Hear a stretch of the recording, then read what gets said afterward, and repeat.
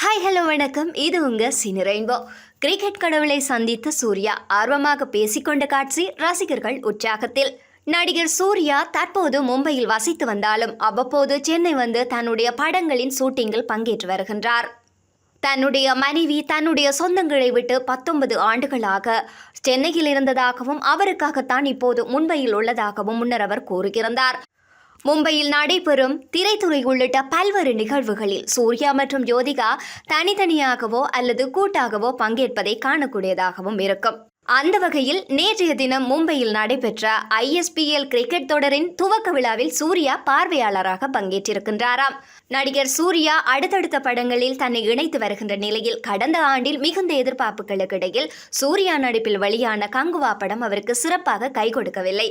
இந்நிலையில் அடுத்ததாக கார்த்திக் சுப்புராஜ் இயக்கத்தில் ரெட்ரோ படத்தில் நடித்து முடித்துள்ளார் சூர்யா. இந்த படம் விரைவில் ரிலீஸ் ஆகும் நிலையில் அடுத்ததாக RJ பாலாஜி இயக்கத்தில் சூர்யா 45 படத்திலும் இணைந்துள்ளார். இந்த படத்தின் முதல் கட்ட ஷூட்டிங் கோவையில் நடந்து முடிந்துள்ளது. படத்தில் வில்லனாக RJ பாலாஜியை இணைந்துள்ளதாகவும் கூறப்பட்டுள்ளது.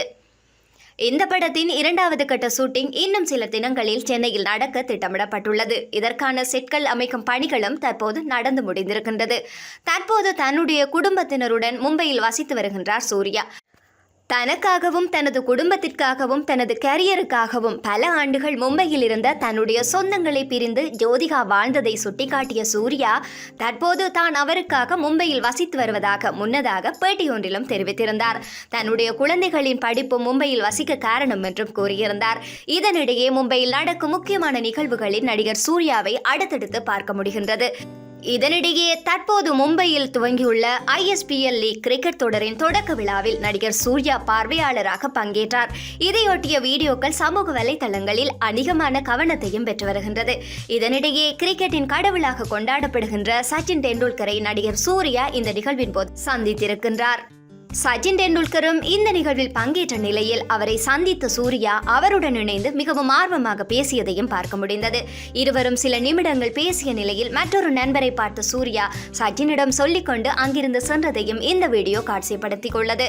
ISPL என்று அழைக்கப்படுகின்ற இந்தியன் ஸ்ட்ரீட் பிரீமியர் லீக் போட்டியின் 2வது சீசன் நேற்றைய தினம் மும்பையில் கோலாகலமாக துவங்கியுள்ளது.